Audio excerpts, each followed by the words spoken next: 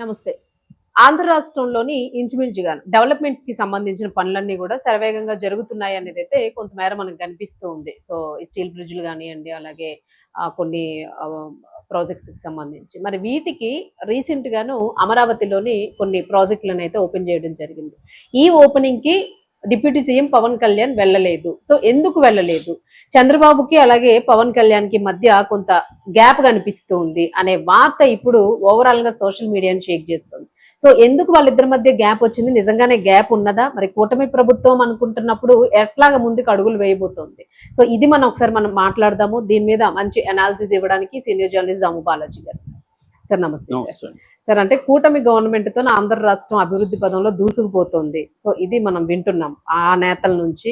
ఇంకా ground level అంటే మనం ప్రజల అభిప్రాయాలు తెలుసుకోవాలి. సో, ఇప్పుడు తీసుకుంటే పవన్ కళ్యాణ్‌కి చంద్రబాబుకి మధ్య గ్యాప్ అనేది కనిపిస్తోంది అనే వార్త. మీరేమంటారు అసలు యాక్చువల్‌గా అసలు ఏం జరిగి ఉండొచ్చు? ఎందుకు ఆయన ఓపెనింగ్స్‌కి వెళ్ళలేదు? ఇది వైసీపీ దీన్ని ఒక పాయింట్‌గా తీసుకొని ఎక్కువ చేస్తుందని. జనరల్ గానే కూటమి అంటేనే పార్టీల మధ్య ఖచ్చితంగా అభిప్రాయ భేదాలు ఉంటాయి, అసంతృప్తులు ఉంటాయి.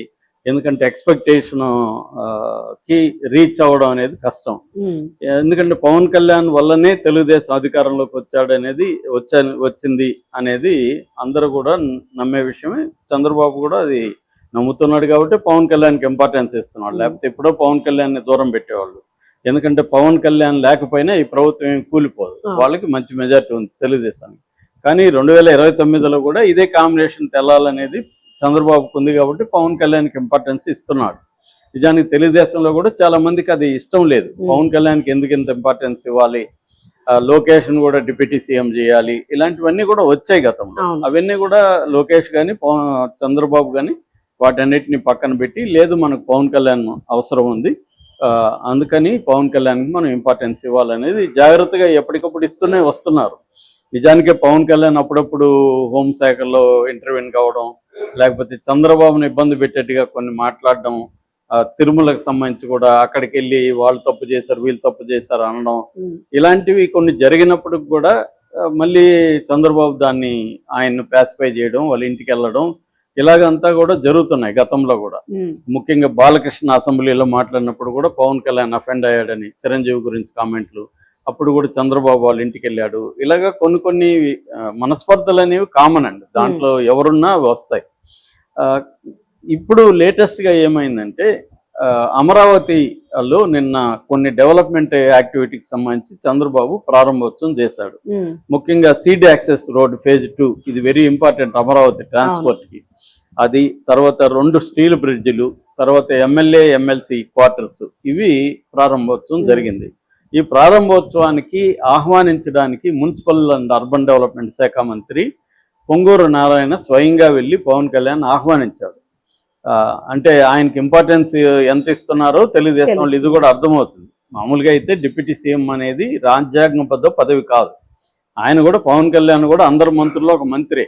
కానీ ఒక మంత్రి వెళ్ళి ఆయన దగ్గరికి వెళ్ళి మాట్లాడడం, అంతకుముందు కూడా అనిత మీద మాట్లాడినప్పుడు కూడా ఆమె వెళ్ళి పవన్ కళ్యాణ్కి ఎక్స్ప్లెనేషన్ ఇచ్చుకోవడం, ఇవన్నీ చూస్తే ఏంటంటే ఆయన చంద్రబాబు తర్వాత పవన్ కళ్యాణ్కి అంత ఇంపార్టెన్స్ ఇస్తున్నారు.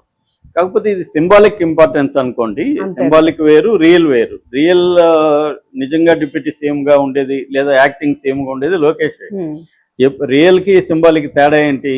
డెసిషన్ మేకింగ్ ఎవరిది అనే దాన్ని బట్టి రియల్ ఉంటుంది. డెసిషన్ మేకింగ్లో పెద్ద రోల్ లేకుండా ఇంపార్టెన్స్ ఇస్తూ ఉంటే, అంటే ఫోటోలు పెట్టడం, ఆయన ఎక్కడ చూసిన పొగడము, అవన్నీ చేస్తుంటే symbolic. Pawan Kalyan is not the decision maker అక్కడ. డెవలప్మెంట్కి సంబంధించి కానీ మిగతా గవర్నెన్స్కి సంబంధించి కానీ ఎవరిని అధికారులను ఎవరిని ఎక్కడ అపాయింట్ చేయాలి, ఇవన్నీ నిర్ణయాలు లోకేష్ తీసుకుంటున్నాడు తప్ప పవన్ కళ్యాణ్ తీసుకోవట్లేదు. అది అందరికీ తెలుసు, పవన్ కళ్యాణ్ కూడా తెలుసు. కానీ సింబాలిక్ ఇంపార్టెన్స్ అయితే పవన్ కళ్యాణ్కి అవసరం. లేకపోతే ఏమవుతుంది, తన అభిమానుల్లో కానీ కాపు పాపులేషన్లో కానీ పవన్ కళ్యాణ్ డెమ్ అయిపోయాడు, ఇతనికి ఏమీ లేదు, ఇతన్ని ఎందుకు నమ్ముకొని మనం ఓట్లు వేయాలి అన్న ఇది వస్తుంది. కాబట్టి పవన్ కళ్యాణ్కి ఆ అవసరం ఉంది పొలిటికల్గా. చంద్రబాబు అది గుర్తించాడు కాబట్టి చంద్రబాబు కానీ లోకేష్ కానీ ఎప్పటికప్పుడు పవన్ కళ్యాణ్కి ఇంపార్టెన్స్ ఇచ్చుకుంటూ వస్తున్నారు. అందుకనే పొంగూరు నారాయణ వెళ్ళాడు. వెళ్ళి పిలిస్తే ఆయన ఏమన్నాడంటే పవన్ కళ్యాణ్ లేదు, నేను ఆల్రెడీ వైజాగ్ ప్రోగ్రామ్ ఉంది, అదేంటంటే ప్రపంచ ఏనుగుల దినోత్సవం నిన్న. ప్రపంచ ఏనుగుల దినోత్సవం ఆల్రెడీ అది ఎప్పుడో ఫిక్స్ అయింది. అట్లాగే కేంద్ర union minister for environment, forest and climate change Bhupender Singh Yadav, ఆయన నేను పిలిచాను, ఆయన కూడా వస్తున్నాడు. సో ఇప్పుడు ఆయన నేను పిలిచి నేను వెళ్ళకపోతే అది బాగుండదు కాబట్టి నేను రాలేనని ముందే నారాయణకి చెప్పాడు. వాళ్ళు పైగా ఆ మేరకు ఒక ప్రకటన కూడా జనసేన ఇష్యూ చేసింది, ఇవన్నీ ఎక్స్ప్లెయిన్ చేస్తూ ఇష్యూ చేసింది. నారాయణని కూడా పవన్ కళ్యాణ్ అభినందించాడు, బాగా జరుగుతుంది, 2025 నాటికి తొలి దశ పూర్తయిపోతుంది, బాగా చేస్తున్నారని కూడా అభినందించినట్టుగా జనసేనలోనే ప్రకటనలో ఉంది. ఇది జరిగింది. దానివల్ల పవన్ కళ్యాణ్ అటెండ్ కాలేదు. అయితే మామూలుగానే రాజకీయాల్లో ఏముంటుందంటే బయటికి కనిపించేది వేరు, బియాండ్ ద ఆబ్వియస్ అంటారు. బయటికి కనిపించేది వేరు, లోపల కూడా ఏమైనా జరగవనే చెప్పలేము. దీన్ని తీసుకొని వైసీపీ, సాక్షి వీళ్ళు ఏం చేస్తున్నారంటే పవన్ కళ్యాణ్కి చంద్రబాబు మధ్య గ్యాప్ పెరిగింది గత కొంతకాలంగా. 3 కేబినెట్ మీటింగ్లకి పవన్ కళ్యాణ్ అటెండ్ కాలేదు. ఈ మధ్య పవన్ కళ్యాణ్ ఎక్కడ కూడా చంద్రబాబును పొగట్లేదు, మోడీనే పొగుడుతున్నాడు. ఇప్పుడు అమరావతికి వెళ్తే కూడా అనవసరంగా చంద్రబాబును పొగడాల్సి వస్తుందనే అమరావతికి ఈయన వెళ్ళలేదు. పైగా ఆయనకి ఎమ్మెల్సీ క్వార్టర్స్ నిర్మాణానికి సంబంధించి కూడా అభ్యంతరాలు ఉన్నాయి. ఎందుకంటే దాని కాస్ట్ని అంచనా వ్యయాన్ని పెంచారు, తర్వాత పారదర్శకత లేదు, నిర్మాణ వ్యయం పెరిగిపోయింది, వీటి పట్ల ఆయనకు అసంతృప్తి ఉంది. అందుకనే హడావిడిగా నిజానికి అది ప్రపంచ ఏనుగుల దినోత్సవం అనేది ఇప్పటి వరకు ఎవరికి తెలియదు, ఎప్పుడు కూడా చేసింది లేదు. ఇప్పుడు ఏదో ఒక సాగుతో దాన్ని పెట్టుకొని ఆయన వెళ్ళిపోయాడు. ఆయనకి చెప్తే కేంద్ర మంత్రి ఆగిపోతాడు, అదేం పెద్ద ప్రాబ్లం కాదు.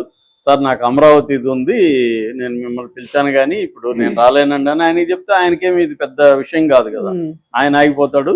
అంటే ఈయనకి అమరావతి కంటే ప్రపంచ ఏనుగుల దినోత్సవం ఇంపార్టెంట్ ఎందుకు అయింది? సో ఇదంతా కూడా ఏంటంటే కావాలని ఇదైంది. నిజానికి ఆయన్ను పాసిఫై చేయడం కోసమే నారాయణ వెళ్ళి రాయబారిగా వెళ్ళాడు. నారాయణ యాక్చువల్గా ఇన్విటేషన్ పోయి అలాగే ఇవ్వాల్సిన అవసరం లేదు.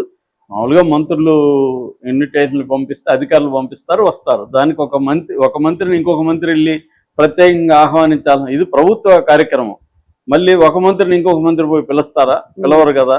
కాబట్టి రాయబారం కోసమే వెళ్ళాడు, పాసిఫై చేసి మాట్లాడడం కోసం వెళ్ళాడు. కానీ పవన్ కళ్యాణ్ పట్టు వదలకుండా వెళ్ళిపోయాడు అని ఒక నెరేషన్ ని వీళ్ళు తీసుకొచ్చారు. ఇది కూడా కన్విన్సింగ్ గా ఉంది, నమ్మత్యము అన్నట్టుగా వీళ్ళు ఒక దీన్ని తీసుకొచ్చారు. ఇది ఎంతవరకు నిజం అనేది ఎవరికి తెలియదు. సో నాకేమనిపిస్తుంది అంటే వీళ్ళకి ఏంటంటే విష్ఫుల్ థింకింగ్ అంటారు, విష్ఫుల్ థింకింగ్ నే ఫ్యాక్ట్ గా చెప్తుంటారు. వీళ్ళిద్దరికి గొడవ వస్తే బాగుండనేది వాళ్ళ కోరిక. ఎందుకంటే వాళ్ళకి వెళ్ళిపోతుంది, వీళ్ళు విడిపోతే వైసీపీకి వెళ్ళిపోతుంది. పవన్ కళ్యాణ్ చంద్రబాబు విడిపోయి కొట్టుకుంటే ఆ ఓట్లు చీలిపోతాయి. అప్పుడు యాంటీ ఇన్కంబెన్సీ ఓట్లు ఎక్కువగా జగన్కి వెళ్తుంది. జగన్ మళ్ళీ అధికారంలోకి వచ్చే అవకాశం ఉంది అనేది జగన్ కోరిక. ఎందుకంటే ఆయనకి 40% ఓట్ షేర్ ఉంది, కొద్దిగా ఒక 5% పెరిగినా కూడా జగన్ మళ్ళీ అధికారంలోకి వచ్చే అవకాశం ఉంది. అందుకని వైసీపీకి కానీ జగన్కి కానీ వీళ్ళిద్దరు విడిపోవాలనేది కోరిక. దానికోసం ఒకవేళ వీళ్ళ మధ్య చిన్న ఇష్యూస్ లేవని కాదు, ఉంటాయి. అధికారంలో ఉన్న పార్టీలో ఖచ్చితంగా కోయిలేషన్ లో అసంతృప్తులు ఉంటాయి, అన్నిట్లో సాటిస్ఫై చేయడం అనేది ఎవరి వల్ల కాదు.